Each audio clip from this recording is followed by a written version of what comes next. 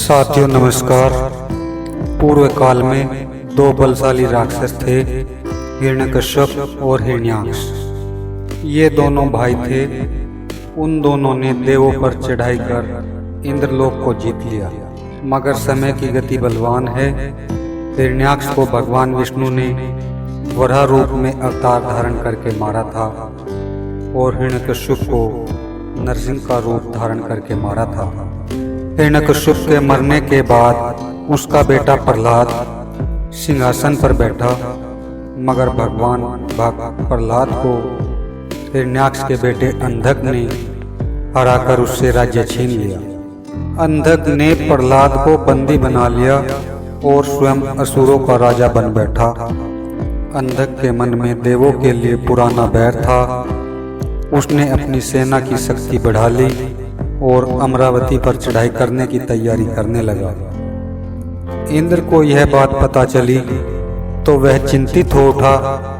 इंद्र जानता था कि अकेले देव इतने शक्तिशाली नहीं है जो अंधक और उसकी विशाल सेना का सामना कर सके। इसीलिए इंद्र ने निश्चय किया कि वह मनु की प्रतापी संतानों को अपनी सहायता के लिए बुलाए। उस समय धरती पर दक्ष प्रजापति जैसे प्रतापी राजा थे। इंद्र ने नारद जी को बुलाया और कहा, नारद जी, तुम अश्वनी कुमार और दक्ष प्रजापति के पास जाओ।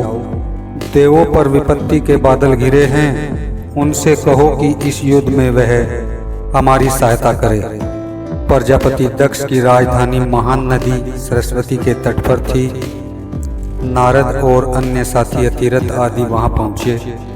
शाम का समय था। उन्हें पता चला कि इस समय दक्ष अपनी बड़ी बेटी सती और पत्नी के साथ सरस्वती तट पर घूमने गए हैं। देवर्षि नारद ने सोचा, जरूरी काम है, महल में बैठकर प्रतीक्षा करने में विलंब हो जाएगा। इसलिए वह दक्ष से मिलने नदी तट की ओर चल पड़े। कुछ दूर चलने पर ही उन्होंने एक तेजस्वी पुरुष को नदी के तट पर टहलते हुए देखा। उनके बगल में एक प्रौढ़ा और एक युवती भी चल रही थी। युवती की सुंदरता देखकर अतिरथ बोला, नारद जी, यह अप्सराओं में श्रेष्ठ युवती कहाँ से आ गई? नारद जी हंसकर बोले, मित्र, यह प्रजापति दक्ष की बड़ी पुत्री सती है। कुछ ही दिनों में इसका विवाह होने वाला है। पता नहीं किस भाग्यशाली को यह वरण करेगी। और दूसरी है दक्ष की पत्नी। यह कहकर नारद जी आगे बढ़े और दक्ष के पास जाकर बोले, दक्ष प्रजापति, मैं नारद देवलोक से आया हूँ। दक्ष ने पूछा, कहो। देवराज इंद्र तो कुशल है, अमरावती के क्या हालचाल है? तब नारद जी ने कहा, देवराज तो कुशल है, किंतु एक संकट इंद्रलोक पर मंडरा रहा है। इसी कारण मैं इंद्र का संदेश लेकर यहाँ आया हूँ। इसके बाद नारद जी ने अंधक के हमले के संभावित खतरे की बात बताते हुए कहा, देवता एक युद्ध में उनसे हार चुके हैं, वह फिर आगे बढ़ता जा रहा है। दक्ष बोले, इंद्र की सहायता करना मेरा सौभाग्य होगा। मैं सेना सहित जरूर जाऊंगा। दक्ष ही आशा थे जो मान गए। फिर नारद जी ने कहा, हमने धरती के दूसरे राजाओं को भी बुलवाया है। आपकी नजरों में ऐसा कौन है जिसकी सहायता हमारे लिए जरूरी है? दक्ष ने कहा, एक विलक्षण व्यक्ति है जिसका प्रभाव जनजातियों पर बहुत है। वह शिव के नाम से जाने जाते हैं। सब मनुष्य उन्हें देवाधिदेव मानकर पूजते हैं। तप, बुद्धि और योग में उनसे बढ़कर कोई नहीं है। यदि वह इंद्र की सहायता करने को तैयार हो जाए तो देवों की विजय निश्चित होगी। मुझे विश्वास है नारद यह कार्य अवश्य कर पाएंगे। अतिरथ ने कहा। दक्ष ने मुस्कुराकर कहा, मैं नारद जी के गुणों से भली भांति परिचित हूँ, पर तुम शिव को नहीं जानते। वह प्रकांड पंडित है, वह महान शिल्पी भी है, उन्हें अनेक सिद्धियां प्राप्त है। उनकी नगरी काशी इस धरती की अनुपम नगरी है। असुर, नाग, यक्ष और गंधर्व उनकी पूजा करते हैं। दक्ष की बात का सभी पर प्रभाव पड़ा। सती ने पूछा, पिताजी, अगर ऐसा व्यक्ति हमारी सहायता करे तो विजय निश्चित ही है। नारद जी ने शंका प्रकट की, मैंने शिव का नाम सुना है, मगर वह तो असुरों के पक्षपाती है। नहीं, ऐसा नहीं है। शिव देव और असुरों से अलग है। देव उनसे घबराते हैं, इसलिए उनसे अलग रहते हैं, मगर असुर बड़े चतुर है। असुर उनकी शरण में जाकर उनसे वरदान पाते रहते हैं, इसी से वे बलशाली बने हैं। दक्ष ने कहा। सती ने फिर पूछा, देवों ने उन्हें प्रसन्न क्यों नहीं किया? यह सुनकर दक्ष गंभीर हो गए। बोले, देव अहंकार में डूबे रहे, मगर यह सत्य है कि यदि शिव प्रसन्न हो गए तो देवासुर संग्राम हमेशा के लिए समाप्त हो जाएगा। दक्ष को यह पता नहीं था कि उनकी बात का सती पर क्या प्रभाव पड़ रहा है।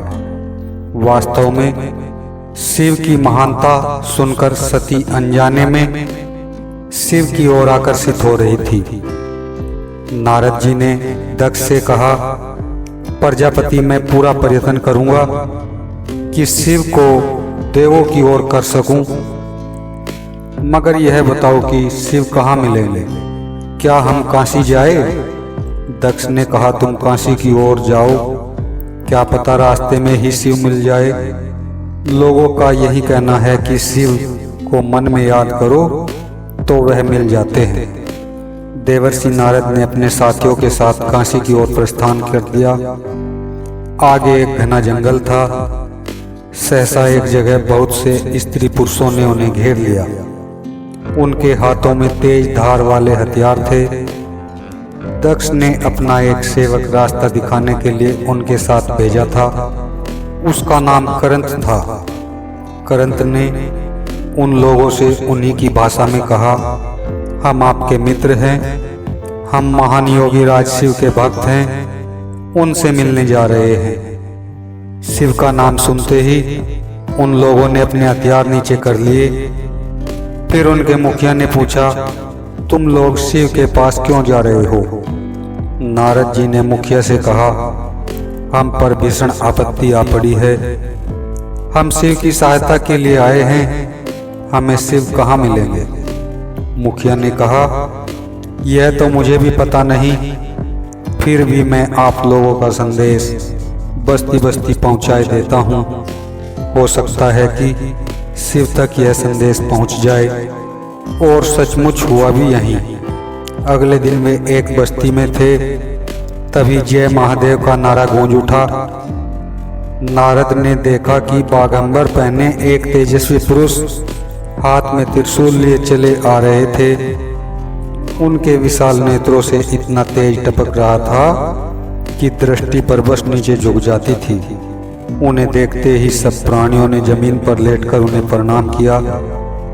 शिव आगे बढ़े और नारद जी के पास जाकर बोले, कहो नारद, कैसे आना हुआ? नारद जी ने हाथ जोड़कर कहा, भगवान, देवों पर भयंकर विपत्ति आ रही है, मुझे इंद्र ने भेजा है, आप ही देवों की रक्षा करें। यह सुनकर शिव हंसकर बोले, हिरण्याक्ष और हिरण्यकश्यप से हारकर देवों को अब इस मानव लोक की याद आई है। भगवान शिव की बात सुनकर नारद का सिर झुक गया। शिव फिर बोले, मैं जानता हूं कि शक्ति पाकर असुर अन्यायी हो उठे हैं, किंतु याद रखना, यह धरती सभी की है। वेद, असुर, मानव सभी इस धरती पर मिलकर रहेंगे। नारद जी बोले, हम भी यही चाहते हैं भगवान। फिर शिव हंसे और बोले, नारद, अंधक का काल उसके ऊपर नाच रहा है, मैं युद्ध में आऊंगा। यह कहकर शिव चले गए। पता ही नहीं चला कि क्षण में वे कहाँ लोप हो गए। शीघ्र ही एक विशाल घाटी में दोनों सेनाओं की मुठभेड़ हो गई। अंधक विशाल सेना लेकर आया था। उधर देवों की शक्ति भी कम न थी। शिव का त्रिशूल अनेक योद्धाओं का रक्त पी चुका था। उनकी सेना भूतों के समान शत्रु सेना में घुस गई। वे भयानक संहार कर रहे थे। तभी शिव ने इंद्र की ओर इशारा किया। इंद्र तुरंत आए। शिव बोले, देवराज, इतनी हत्या व्यर्थ है। हमारा उद्देश्य शत्रु को हराना है, बेकार में रक्त बहाना नहीं। इंद्र की समझ में कुछ नहीं आया। शिव ने त्रिशूल छोड़कर धनुष उठा लिया। फिर बोले, अंधक कहाँ है, मुझे बताओ।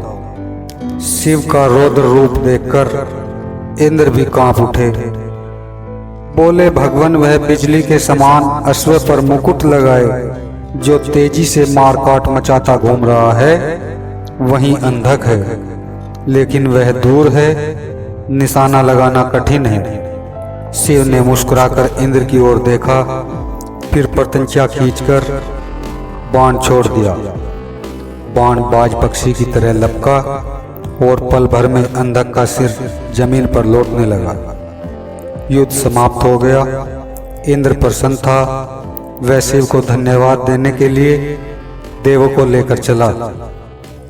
मगर तभी उसे मालूम हुआ कि शिव अपनी सेना के साथ अंतर्धान हो गए। इस युद्ध के बाद सभी देव जुटे। सभी ने देवासुर संग्राम में दक्ष प्रजापति की वीरता की सराहना की और उन्हें धन्यवाद दिया। देवर्षि नारद बोले, देवराज, हमें दक्ष प्रजापति का नहीं, भगवान शिव का धन्यवाद करना चाहिए। युद्ध में विजय हमें भगवान शिव के कारण मिली है। सभी देवताओं ने भगवान शिव का जयकारा लगाया। साथियों, आपको यह वीडियो कैसी लगी कमेंट में बताना और वीडियो को लाइक करना, सब्सक्राइब करना, जिससे आने वाली वीडियो का नोटिफिकेशन आपको मिलता रहे। जय श्री शंकर।